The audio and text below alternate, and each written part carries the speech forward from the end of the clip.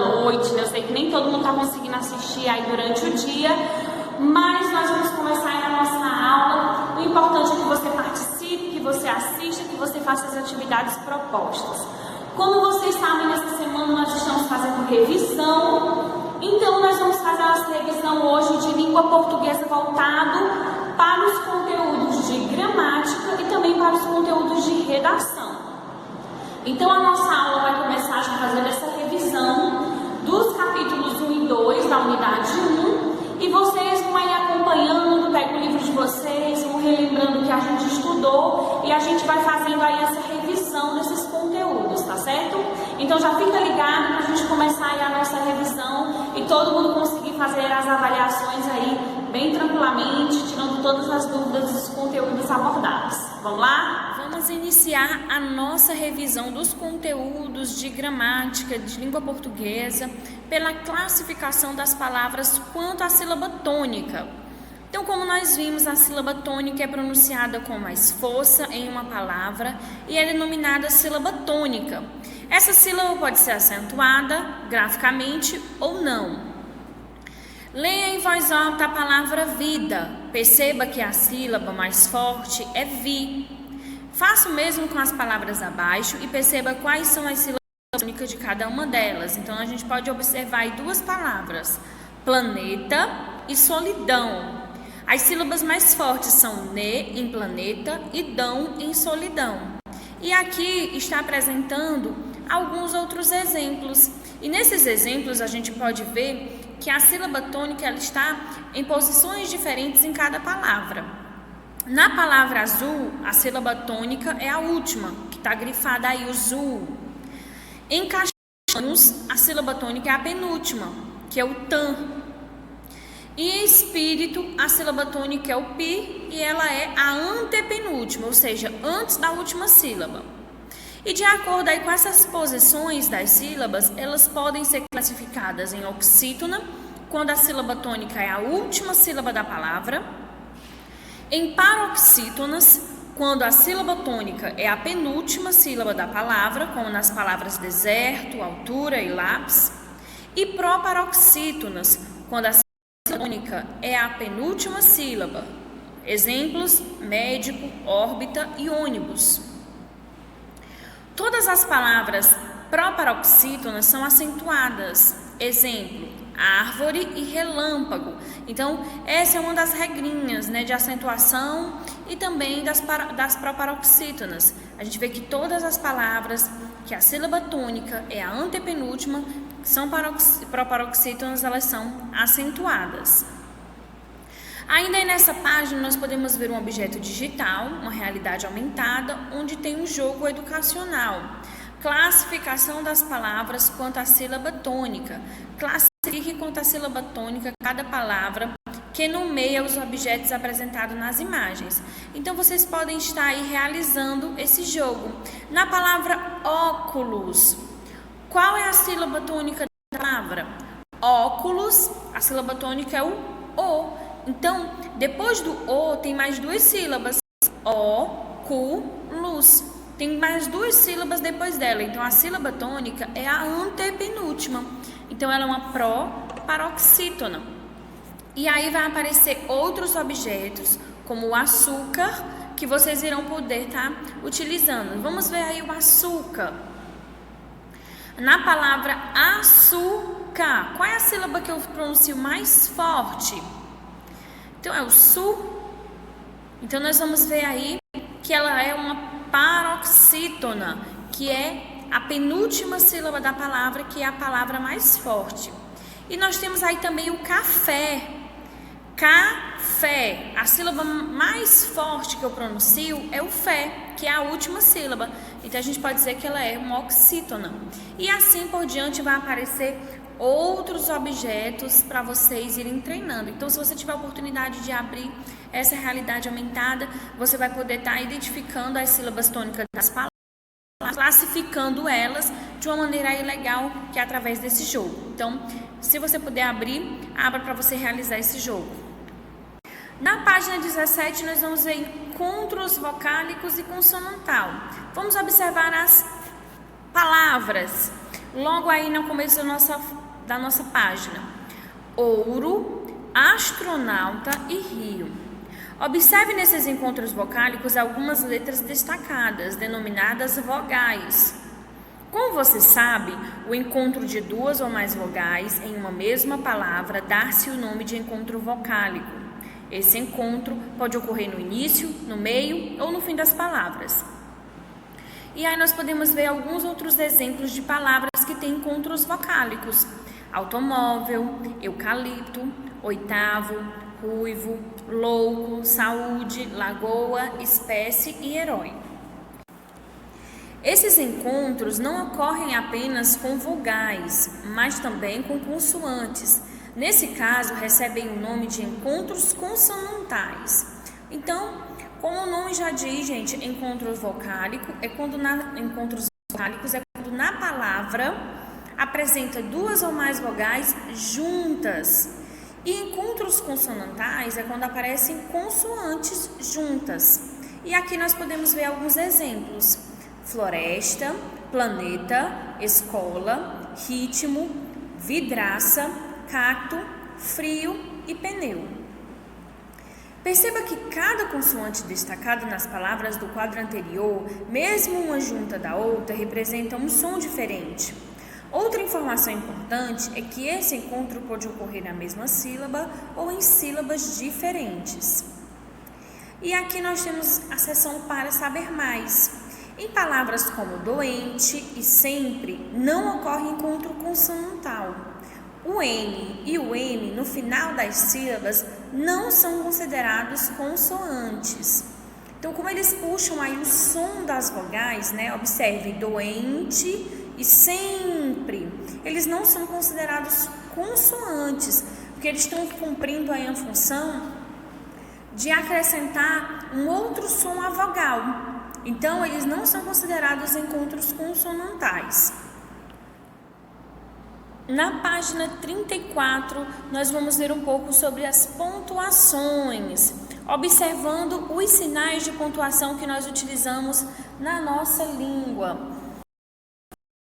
São utilizados em textos escritos para indicar pausa, separar termos que necessitam de destaque e marcar a entonação, tornando claro o sentido da frase. Assim, ao ler um texto, conseguimos entender qual a intenção de quem o escreve. E aí nós vamos relembrar alguns pontos.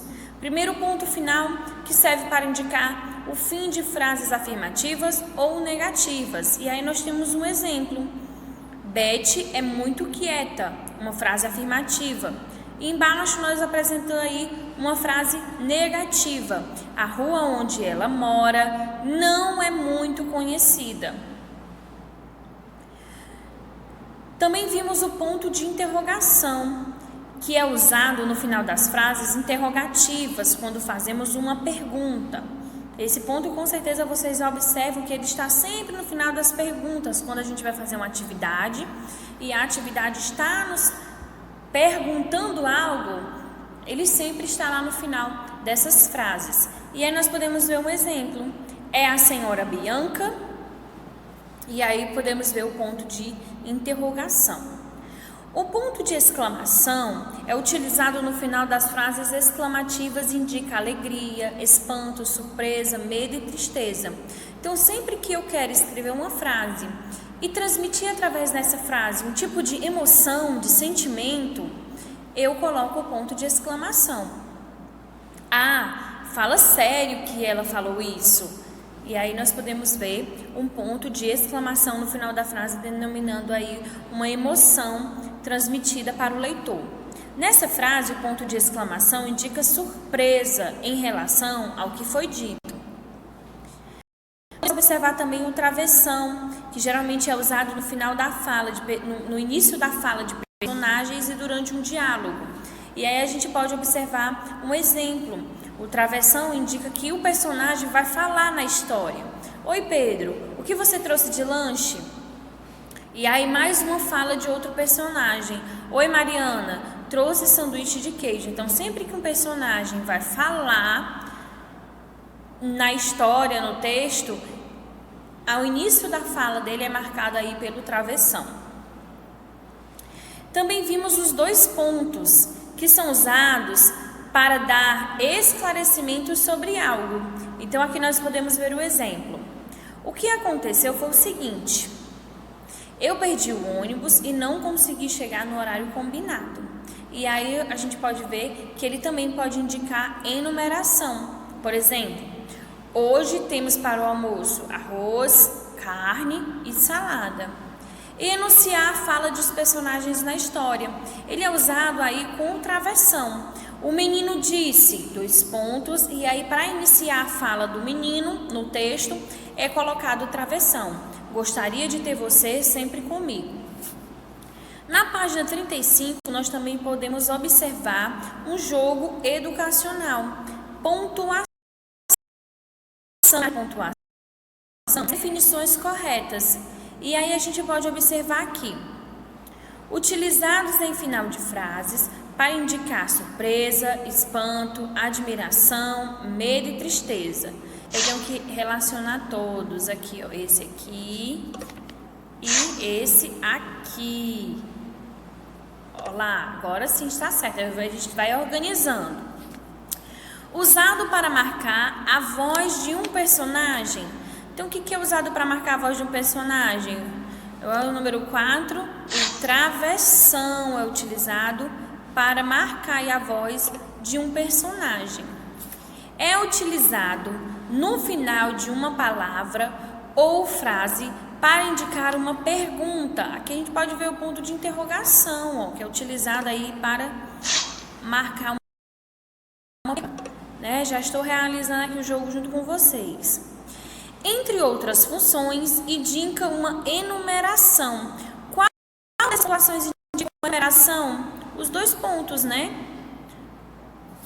Ele também pode indicar uma enumeração.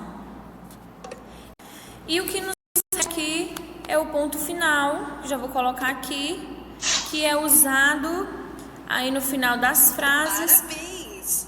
Olha, vocês realizem aí o joguinho também em casa, vocês vão poder aprender um pouco mais, organizando aí cada pontuação ao lado do seu significado, do seu uso, e vão estar se divertindo também. Então não deixe de estar abrindo essa realidade aumentada. E o último assunto abordado aí no nosso capítulo 2, na unidade 1, são os substantivos comum e próprio, né? Lembrando que o substantivo é o nome dado aos objetos, aos seres e tudo mais. E nesses nomes a gente pode denominar como os nomes comuns e nomes próprios. Como você sabe, substantivos são palavras que nomeiam os seres, visíveis ou invisíveis, com vida ou não. Também indicam sentimentos, ações, estados e qualidades. Aqui nós temos uma frase. O planeta mais semelhante à Terra em tamanho é Vênus. As palavras planeta, Terra e Vênus são substantivos. São classificados em planeta, é um substantivo comum, porque eu posso falar planeta, eu posso estar falando de qualquer planeta, e não de um planeta específico. Agora, quando eu falo de Terra e Vênus, eu estou falando exatamente de 2 planetas específicos, por isso que eles são substantivos próprios. Então, nós vamos observar aqui o substantivo comum, que é aquele que nomeia seres da mesma espécie. É escrito com letra inicial minúscula quando não inicia uma frase. Exemplo, planeta. Então, é a mesma coisa de eu dizer menina. Menina, eu posso estar falando de qualquer menina, de qualquer criança, de qualquer menina. Então, eu não vou estar falando especificamente de uma menina em especial. Agora, quando eu falo Clara, quando eu falo Renata, eu estou falando exatamente de uma pessoa em específico.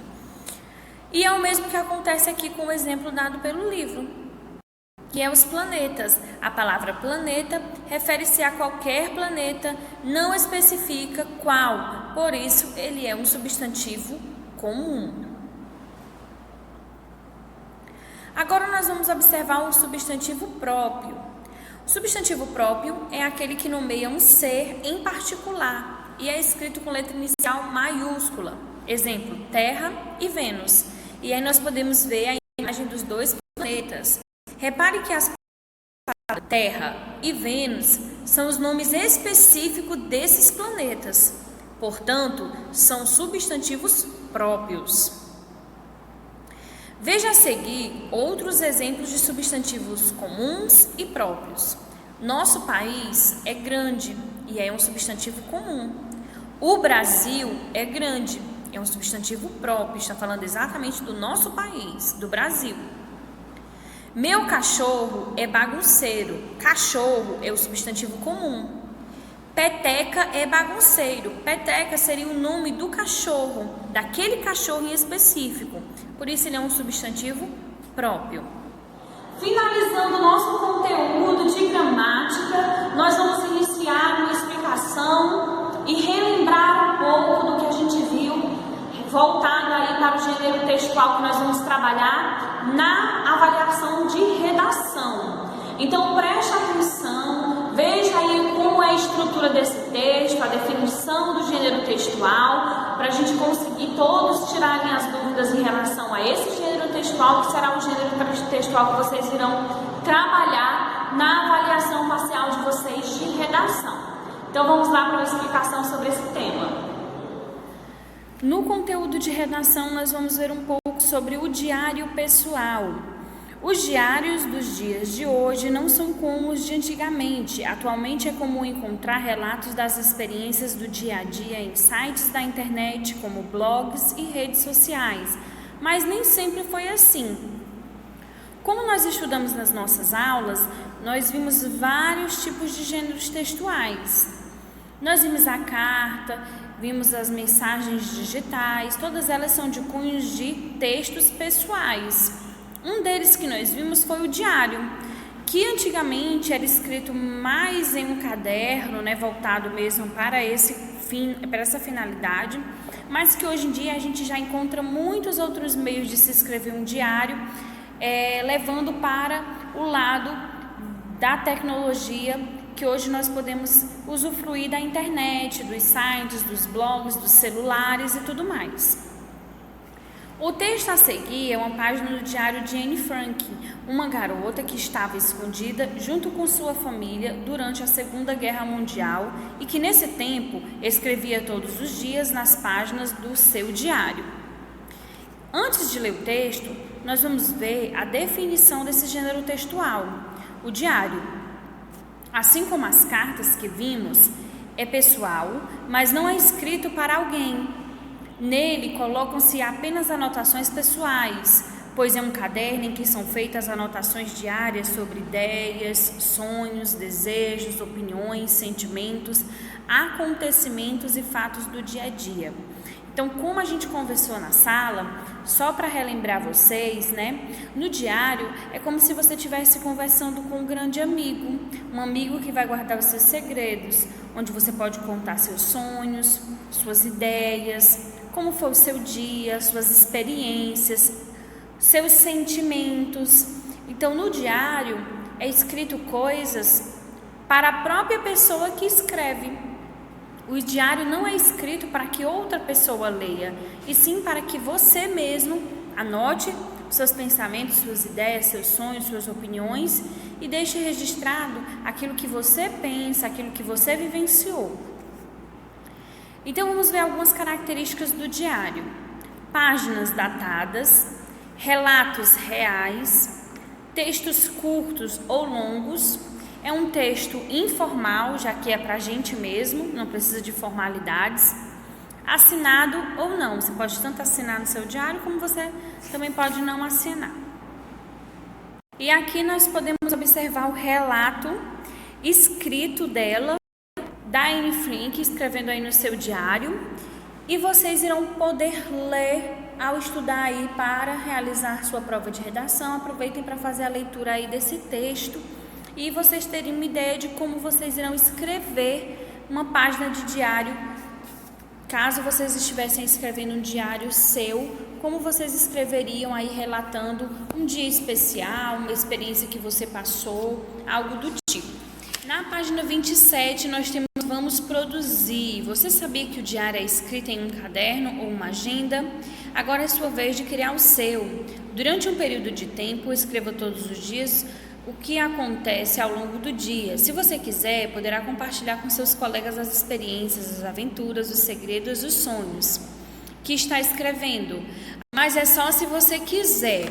E aqui vocês irão reescolher um dia, né, para relatar uma experiência que vocês viveram. Quem não fez essa atividade, aproveita para fazer. Quem já fez, vai estar observando de novo o que você escreveu, vai fazer uma comparação com o que você viu aí no texto do diário da Anne Frank e vai ver como você irá relatar essa experiência, os detalhes. Escolha um dia especial da sua vida para que você possa relatar, e você também irá fazer aí no caderno mais um texto para ir treinando essa escrita do diário e de relatos da sua vida pessoal. Concluímos aí a nossa aula de hoje. Eu espero que vocês tenham tirado as dúvidas de vocês em relação aos capítulos que nós estudamos aí para as avaliações parciais, e que todo mundo estude bastante e tire notas maravilhosas, tá certo? Vamos encerrando a nossa aula de hoje. Tenham todos um ótimo dia, um beijão, tchau, tchau, fiquem com Deus.